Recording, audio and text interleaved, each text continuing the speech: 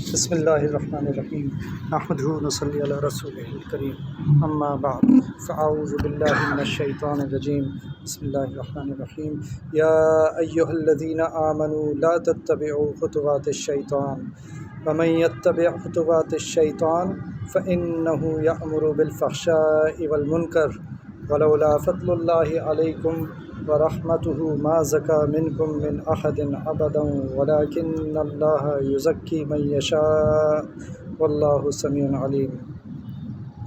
ترجمہ: مومنوں، شیطان کے قدموں پر نہ چلنا، اور جو شخص شیطان کے قدموں پر چلے گا تو شیطان تو بے حیائی کی باتیں اور برے کام ہی بتائے گا، اور اگر تم پر خدا کا فضل اور مہربانی نہ ہوتی تو ایک شخص بھی تم میں پاک نہ ہو سکتا، مگر خدا جس کو چاہتا ہے پاک کر دیتا ہے، اور خدا سننے والا اور جاننے والا ہے۔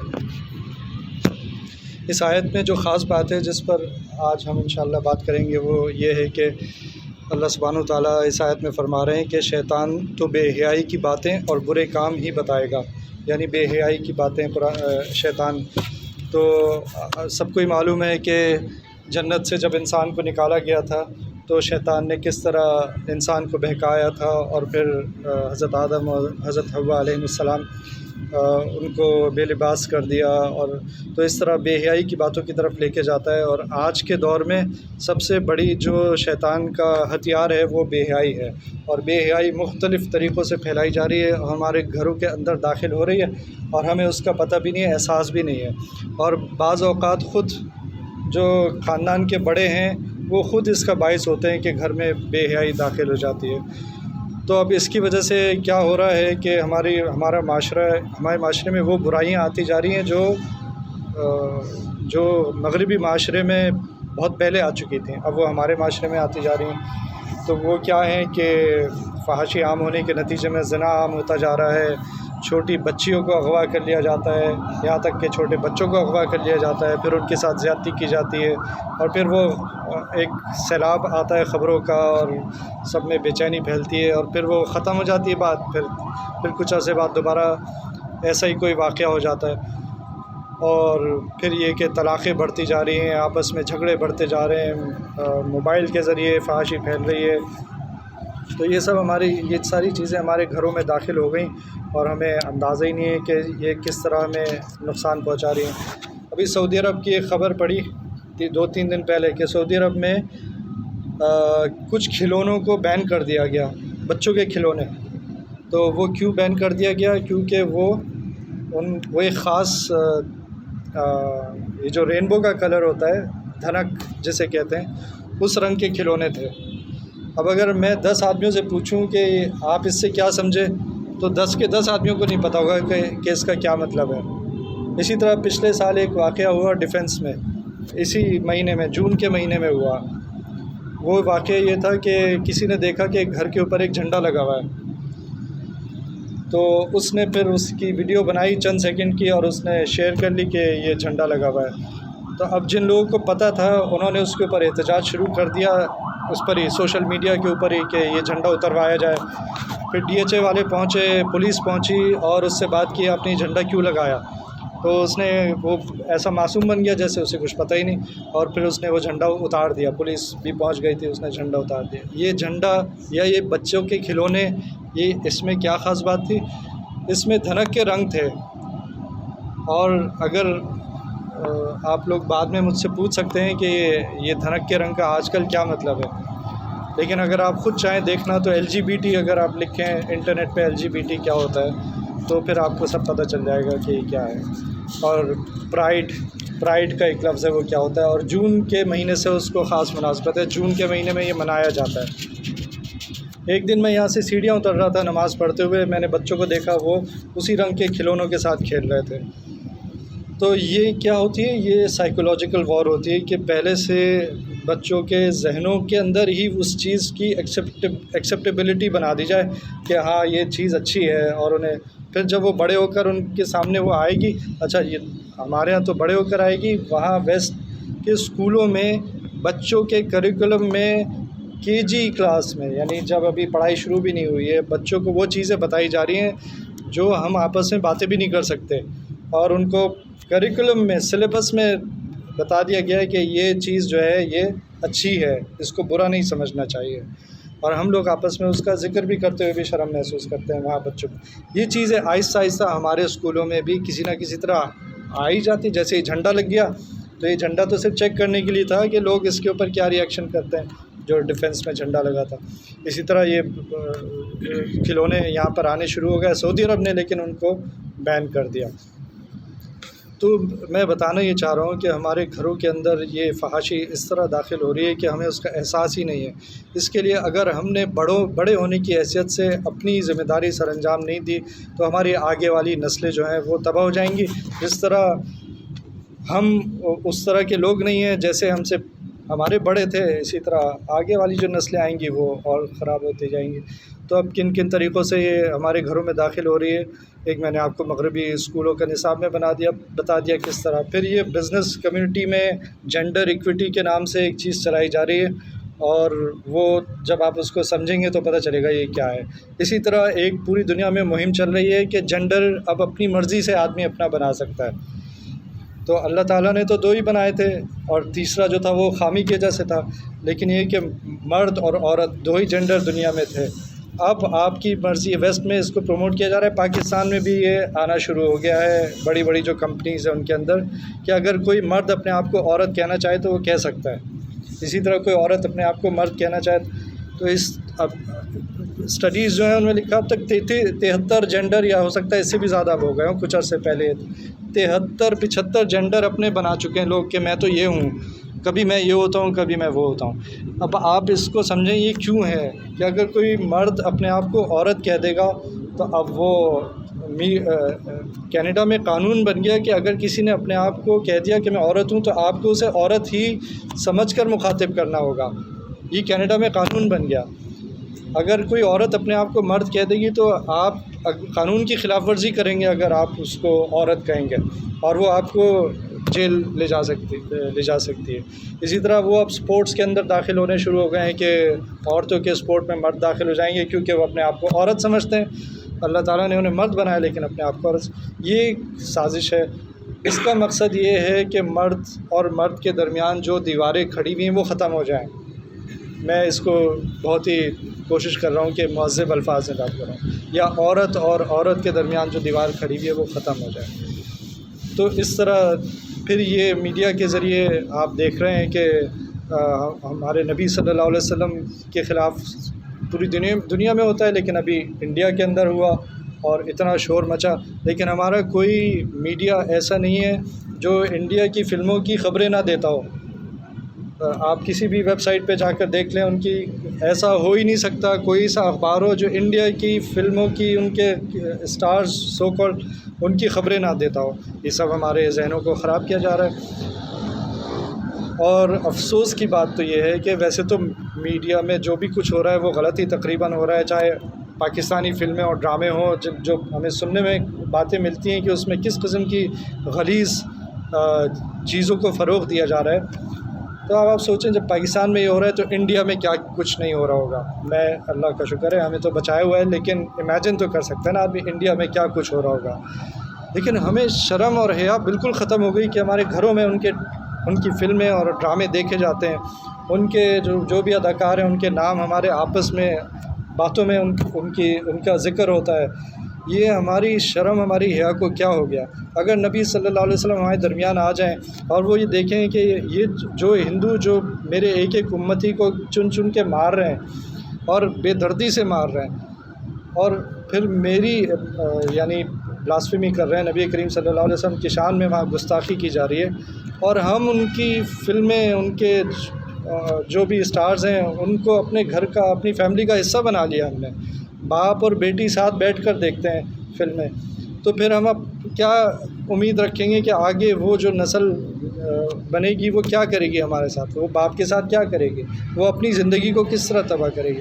تو سب سے پہلی ذمہ داری تو باپ اور ماں کی ہے کہ وہ کس طرح اپنی اولاد کی پرورش کر رہے ہیں۔ تو جب ماحول اتنا خراب ہو گیا ہو تو جو آپ اگر غور کریں تو جو علماء اور نیک لوگ ہوتے ہیں ان کے بچے شروع سے ان کے ان کے کلچر میں حیا کو ڈالا جاتا ہے کہ وہ کپڑے بھی ایسے پہنیں گے بچپن سے ہی. اس وقت یہ نہیں سوچا جائے گا کہ یہ تو بچی ہے، نہیں، اس وقت بھی اس کو ایسے کپڑے پہنائے جاتے ہیں اچھے لوگوں کے یہاں کہ وہ اسکارف بھی پہنے گی. اور تو شروع سے ہی اس کے دل میں حیا کی اہمیت کو اس کے دل میں ڈال دیا گیا، تاکہ آگے جا کے تو پھر اس کو جو چیلنجز آئیں گے اس کے لیے وہ کم از کم تھوڑی بہت تو تیار ہو جائے. لیکن ہم کیا کرتے ہیں، لڑکیاں جوان ہو جاتی ہیں، ان کو بچیاں سمجھتے ہیں، ان کو جینس پہناتے ہیں، ان کو ویسٹرن کپڑے پہنا کے سمجھتے ہیں کہ ہم نے بہت ترقی کر لی ہے. اور ٹائٹ کپڑے پہنا کے سمجھتے ہیں، ٹائٹس ہی کہتے ہیں ان کو جو پہنائی جاتی ہیں بچیوں کو. اور باپ کو شرم ہی نہیں آتی کہ میری بیٹی، یعنی اس کی آنکھوں کو کیا ہو گیا. مجھے تو سمجھ نہیں آتا جب میں دیکھتا ہوں کہ باپ اور بیٹی ساتھ ساتھ جا رہے ہیں یا ایک ہی گھر میں رہتے ہیں اور بیٹی اس قسم کے کپڑے پہن رہی ہے اور وہ سمجھتے ہیں یہ تو ابھی بچی ہے. تو اللہ تعالیٰ ہم سب کے حال پر رحم فرمائے. پتہ نہیں ہمیں کیا ہو گیا کہ ہمیں ان باتوں کا احساس نہیں ہے. یہ حیا جس کو ہم نے سمجھ لیا کہ یہ عورتوں کے لیے ہے، حیا کا لفظ عورتوں کے لیے سمجھا جاتا ہے. اگر ہم حدیث کا ذخیرہ دیکھیں تو اس میں سب سے زیادہ حیا والے جس انسان کا ذکر ہے وہ نبی کریم صلی اللہ علیہ وسلم. سب سے زیادہ حیا اگر کسی میں تھی تو نبی صلی اللہ علیہ وسلم میں تھی. اس کے بعد اگر کسی کا ذکر آتا ہے تو بھی کسی عورت کا نہیں آتا، حضرت عثمان رضی اللہ عنہ کا ذکر آتا ہے. تو ایک تو ہمیں یہ سمجھ لینا چاہیے کہ یہ حیا جو ہے یہ عورتوں کے لیے نہیں ہے. سال میں ایک دفعہ یہاں جماعت اسلامی والے حیا کی مہم چلاتے ہیں، بہت اچھا کام کرتے ہیں کیونکہ اس دن وہ ویلنٹائنس ڈے بھی ہوتا ہے. تو لیکن یہ کہ وہ اس کا تعلق صرف عورتوں سے نہ سمجھا جائے، اس کا تعلق مجھ سے ہے. سب سے پہلے میں اپنی آنکھوں کی اور اپنی حیا کی حفاظت کروں، نہ کہ میں سمجھوں کہ اس کا تعلق صرف لڑکیوں سے ہے. تو اب میڈیا کی کچھ میں نے آپ کو باتیں بتا دیں. اس کے علاوہ ویلنٹائنس ڈے منایا جاتا ہے. یہ سب سازشوں کے چھوٹے چھوٹے حصے ہیں. اب بڑی سازش تو ایک ہی ہے، شیطان کی سازش ہے. وہ کسی اور کی سازش نہیں ہے، وہ شیطان کی سازش ہے. اس لیے میں نے شروع میں آیت تلاوت کر دی. تو مثالیں بہت ساری آپ کو مل جائیں گی. آپ آج بھی اگر جا کے دیکھیں تو بہت ساری مثالیں مل جائیں گی. تو ایک واقعہ ہے، ایک آدمی تھا جس کے شر سے لوگ پریشان تھے. اس کا نام تھا عبداللہ. تو اس نے ایک دفعہ ایک بہت بڑے محدث تھے، امام شعبہ ابن حجاج رحمۃ اللہ علیہ. تو ان کو راستے میں روک لیا اور ان کو تنگ کرنے کی نیت سے ان کو راستے میں روک لیا اور کہنے لگے کہ مجھے کوئی حدیث سناؤ، ایسے نہیں جانے دوں گا. تو انہوں نے تھوڑی سی کوشش کی کہ میں بچ جاؤں، لیکن اس نے راستہ روک لیا کہ نہیں، حدیث سناؤ، ایسے تو نہیں جانے دوں گا. تو پھر انہوں نے حدیث سنائی اور پوری سند کے ساتھ سنائی. اور وہ حدیث کیا تھی؟ اذا لم تستحی فاصنع ما شئت، کہ اگر تم میں حیا نہیں ہے تو پھر جو چاہے کرو. تو اب یہ حدیث سننی تھی تو وہ آدمی جس کے شر سے سب پریشان تھے، اسے ایسا لگا جیسے اسے نبی کریم صلی اللہ علیہ وسلم نے ڈائریکٹ کہا ہے. اس نے بتایا کہ مجھے ایسا لگا، مجھے کہا ہے خود نبی صلی اللہ علیہ وسلم کی زبان سے میں نے یہ سنا ہے. اس نے اسی وقت توبہ کر لی. اب اس حدیث میں کیا میسج ہے کہ اگر تمہارے اندر حیا ختم ہو گئی تو پھر جو چاہے کرو. اب دیکھ لیں، کسی کے اندر اگر حیا نہیں ہو تو ماں باپ سے بدتمیزی بھی کرے گا اور وہ گناہ کرتے ہوئے اسے کوئی شرم محسوس نہیں ہوگی. تو حیا ایک ایسی چیز ہے جس کے بارے میں ایک دوسری حدیث میں آتا ہے کہ اسلام کا حسن جو ہے، ہر دین کا ایک حسن ہوتا ہے، اسلام کا حسن حیا ہے. تو یہ ہمارے دین کی ایک خاص بات ہے کہ ہمارے دین میں حیا کی کو اتنی اہمیت دی گئی ہے. پھر کیا ہوا، یہ عبداللہ جو ایک غنڈے کے طور پہ مشہور تھا، اس نے توبہ کر لی. اور پھر صحیح ستہ کی کتابوں میں ان سے احادیث مروی کی گئی. اتنا بڑا نام ہو گیا شیخ عبداللہ ابن مسلمہ. صحیح ستہ کی احادیث میں ان کا نام آتا ہے. اللہ تعالیٰ ہمیں بھی حدیث سے سبق حاصل کرنے کی توفیق عطا فرمائے. اللہ تعالیٰ ہمیں بھی اس بات کا احساس دلائے کہ جو حدیث ہم سنتے ہیں وہ نبی صلی اللہ علیہ وسلم کا قول ہے اور اس کی کتنی اہمیت ہماری زندگی میں ہونی چاہیے. تو حیا ہے کیا؟ حیا ایسا وصف ہے جو انسان کو برے کام سے روکے. اس کا تعلق صرف اس سے نہیں ہے کہ میں اپنی سطر چھپا لوں جو عام طور پہ سمجھا جاتا ہے، بلکہ حیا کا تعلق ہر اس بات سے تو اب اس کی مثال کیا ہے کہ اگر کوئی بیٹا ہے، وہ گالیاں دینے کی عادت ہے اسے، تو کیا ماں باپ کے سامنے گالیاں دے گا؟ نہیں دے گا نا، کیونکہ اسے حیا آتی ہے. اور اس طرح دوستوں کے سامنے جائے گا تو وہ شروع ہو جائے گا. لیکن اسے اپنے ماں باپ بڑوں کے سامنے حیا آتی ہے تو اپنی زبان پہ کنٹرول رکھے گا. پتہ چلا حیا کے حیا دو طرح سے ہوتی ہے، ایک مخلوق سے ہوتی ہے اور ایک اللہ سبحانہ و تعالیٰ خالق سے ہوتی ہے۔ تو مخلوق سے تو حیا کی یہ مثال ہو گئی، اور اسی طرح اور مثال ہو سکتی ہے کہ سگریٹ نہیں پیے گا ماں باپ کے سامنے، کہیں اور جا کے پیے گا، چھپائے گا، اور اسی طرح بڑوں کے سامنے خیال کرے گا۔ لیکن اللہ سبحانہ و تعالیٰ سے حیا اگر آ گئی نا تو پھر پوری زندگی میں حیا آ جائے گی۔ پھر میں کوئی بھی گناہ کرنے سے اپنے آپ کو روکوں گا، چاہے وہ تنہائی کے گناہ ہو، چاہے وہ مخلوق کے سامنے گناہ ہو۔ اور جب ہم نے تنہائی میں اپنے آپ کو گناہوں سے روک لیا تو پھر وہ مقام حاصل کر لیا جو حیا سے ہمیں حاصل ہونا چاہیے، کیونکہ تنہائی میں یہ آدمی سمجھتا ہے کہ میں یہاں پہ جو چاہوں کر سکتا ہوں۔ تیسری چیز یہ ہے کہ حیا ہماری فطرت میں داخل ہے۔ ہر انسان حیا کی صفت کے ساتھ پیدا ہوتا ہے، لیکن جب ماحول وہ ایسا دیکھتا ہے تو آہستہ آہستہ آہستہ آہستہ، تو یہ چاہے ویسٹ میں ہو چاہے ہمارے مشرق میں ہو، ہر بچہ جو پیدا ہوتا ہے وہ تھوڑا بڑا ہوتا ہے تو، لیکن ان کے یہاں کیا ہوتا ہے، ویسٹ میں کیا ہوتا ہے، اسے شروع سے ایسے لباس پہنائے جاتے ہیں کہ اس کے اندر سے حیا نکلنی شروع ہو جائے، اور ان کے اندر سے ویسی نکل چکی ہے، انہیں احساس بھی نہیں ہے کہ ہم اپنے اولاد کے ساتھ کیا کر رہے ہیں، تو اس لیے ان کو بیچارے جو ہیں وہ بے لباس ہونے میں انہیں کوئی شرم بھی محسوس نہیں ہوتی۔ بے حیائی سب سے زیادہ آنکھوں کے ذریعے داخل ہوتی ہے، اسی لیے سورہ نور میں اللہ تعالیٰ نے مردوں اور عورتوں دونوں کو اپنی آنکھیں نیچی رکھنے کا حکم دیا۔ صرف مردوں کو نہیں دیا، صرف عورتوں کو نہیں دیا، بلکہ دونوں کو یہ حکم دیا۔ اس لیے اگر بے حیائی سے بچنا ہے تو سب سے پہلے ہمیں اپنی آنکھوں کی حفاظت کرنی ضروری ہے۔ پھر ہوتا یہ ہے کہ جب برائی پھیلتی ہے نا تو وہ پھر برائی نہیں لگتی۔ اب اگر آپ دیکھتے ہیں یہاں جھوٹ بولنا اتنا عام ہو گیا، اتنا عام ہو گیا، حدیث میں آتا ہے کہ مومن جھوٹ نہیں بول سکتا، یہ فلاں برائی کر سکتا ہے، فلاں برائی کر سکتا ہے، فلاں برائی، لیکن مومن جھوٹ نہیں بول سکتا۔ جھوٹ بولنا ہمارے معاشرے میں اتنا عام ہو گیا، کیونکہ اب سمجھتے ہیں یہ ایک عام سی بات ہے، کوئی بڑی بات نہیں ہے۔ اسی طرح جب فحاشی پھیلتی ہے تو آہستہ آہستہ ہمارے لیے ایکسیپٹیبل ہو جاتی ہے، ہمیں بری لگنی بند ہو جاتی ہے۔ شاید یہی وجہ ہے کہ باپ جو ہے وہ اپنی اولاد کو، اپنی بیٹیوں کو ایسے لباسوں میں دیکھتا ہے اور اس کو کوئی شرم ہی نہیں آتی۔ تو ہمارے ملک میں اور پوری دنیا میں کووڈ کا حملہ ہوا اور پوری دنیا پریشان ہو گئی، اور پوری دنیا جو تھی وہ ماسک لگانا شروع کر دیے اور ویکسینیشن کرنی شروع کر دی۔ کیوں؟ کووڈ ہو گیا، کہیں ہم بھی، اس سے کہیں زیادہ خطرناک فحاشی ہے جو ہمارے گھروں میں داخل ہو رہی ہے، روزانہ آ رہی ہے اور ہمیں کوئی پریشانی نہیں ہے۔ وہ جو چند لوگ دنیا میں، چند لوگ متاثر ہوئے کووڈ سے جو مر گئے، وہ اس کو بہت بڑھا کے بتایا جاتا ہے، لیکن ہم جانتے ہیں کتنے لوگ ماشاءاللہ ٹھیک ہیں، صحت مند، لیکن یہ فحاشی ہر گھر کو تباہ کر رہی ہے، ہر فیملی کو تباہ کر رہی ہے۔ مجھے معلوم ہے باپ پریشان ہیں، بیٹیاں ان کی بات نہیں مانتی، جھڑک دیتی ہیں ماں باپ کو، لیکن وہ کلچر اپنا چینج نہیں کر رہے، وہ اسی طرح اپنی زندگی گزار رہے ہیں، وہی ٹی وی ڈرامے، وہی فلمیں ان کے گھر کے اندر چل رہی ہیں، باپ بھی دیکھ رہا ہے، بیٹی بھی دیکھ رہی ہے۔ تو پھر یہ وائرس جو بے حیائی کا وائرس ہے نا، یہ ہمارے خاندان کو، ہمارے معاشرے کو تباہ کر دے گا۔ اور آپ دیکھ رہے ہیں، میں آج سے 20 سال پہلے یا 25 سال پہلے آپ دیکھیں کتنی طلاقیں ہوتی تھیں یا کتنے خلا ہوتے تھے، آج ہر گھر میں یہ کہانی چل رہی ہے، کوئی نہ کوئی ایسا کیس چل رہا ہے کہ فلاں کو طلاق ہو گئی، فلاں کو۔ تو ہم نے مغرب کی نقالی بس ان چیزوں میں سمجھ لی کہ اس طرح ہم ماڈرن بن جائیں گے۔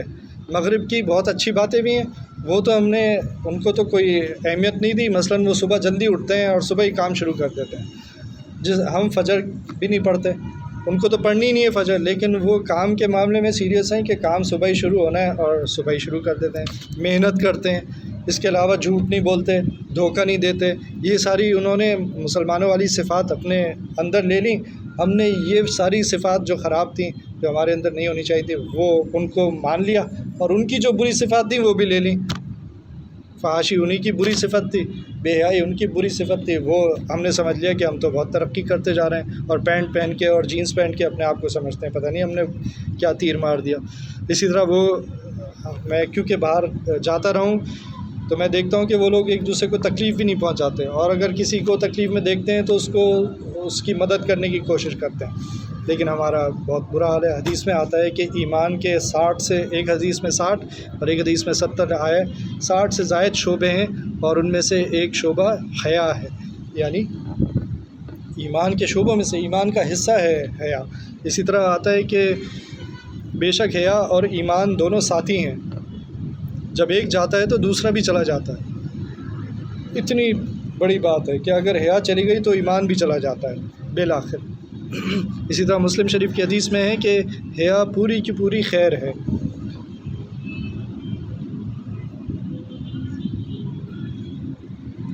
ایک حدیث ہے جو بہت ہی جس میں خطرناک بات لکھی ہے کہ کچھ عورتیں لباس میں ہوں گی لیکن بے لباس ہوں گی، کچھ عورتیں لباس میں ہوں گی لیکن بے لباس ہوں گی، لوگوں کو اپنی طرف مائل کریں گی، وہ جنت میں داخل نہیں ہوں گی، نہ اس کی خوشبو ان تک پہنچے گی۔ اور جنت کی خوشبو کہاں تک پہنچتی ہے؟ 500 میل دور تک جنت کی خوشبو جاتی ہے۔ ان عورتوں کو جنت کی خوشبو بھی نہیں پہنچے گی۔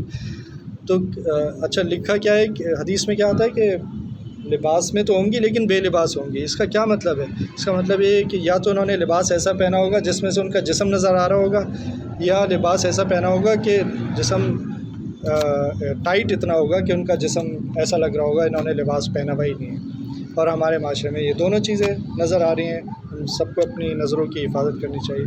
تو اب کتنی خطرناک بات ہے، ہم سب کو اپنے گھر میں خواتین اور بچیوں کا سب کا خیال کرنا چاہیے، اور یہ جو باتیں ہیں ان کا ان کے سامنے ذکر کرنا چاہیے، اور جہاں جہاں ہو سکے ان باتوں کو پہنچانا چاہیے۔ تو اس کا حل کیا ہے؟ اب اگر ہم ایک مخلوط ماحول میں رہتے ہیں نا، ہمارے خاندان بھی آپس میں اس طرح ملتے نامحرم ایک دوسرے سے ملتے ہیں، اور پھر وہ جس طرح کا اسلامک کلچر ہونا چاہیے وہ بنتا نہیں ہے۔ اگر تو ہمارے گھر کے حالات ایسے ہو گئے ہیں کہ اب ٹھیک کرنا مشکل ہے، تو اس کا ایک ہی طریقہ ہے ٹھیک کرنے کا کہ آپ ایسی مجالس میں بیٹھنا شروع کر دیں جہاں سب سے پہلے تو آپ کا اپنا ایمان تو ٹھیک ہونا شروع ہو نا، آپ کے اندر جو خامیاں پیدا ہو گئی ہیں، جو کمیاں آ گئی ہیں، تو وہ تو ٹھیک ہونی شروع ہو، تاکہ آپ کے اندر روحانی طاقت پیدا ہو، تاکہ آپ ان چیزوں کو ٹھیک کرنے کی طرف بڑھیں، آگے کچھ کوشش تو شروع کریں۔ اور تو روحانی جو دینی مجالس ہیں ان کو اپنی زندگی کا حصہ بنانا چاہیے، باقاعدگی سے ان میں شرکت کرنی چاہیے، اور پھر جب سیکھیں گے اللہ کے قرآن میں سے سیکھیں گے اور اللہ کے نبی صلی اللہ علیہ وسلم کی احادیث میں سے سیکھیں گے، اس کا تو فائدہ ہوتا ہی ہے۔ ایسا ہو نہیں سکتا کہ ہم اگر قرآن پڑھیں انلیس کہ ہم ہدایت لینا ہی نہیں چاہتے، اگر تو ہم ہدایت لینا چاہتے ہیں تو پھر ہمیں فائدہ پہنچے گا۔ اللہ تعالیٰ مجھے بھی اور ہم سب کو عمل کی توفیق عطا فرمائے۔ ربنا تقبل منا انك انت السميع العليم وتب علينا انك انت التواب الرحيم، وصلى الله تعالى على خير خلقه محمد وعلى آله واصحابه اجمعين، آمين برحمتك يا رب۔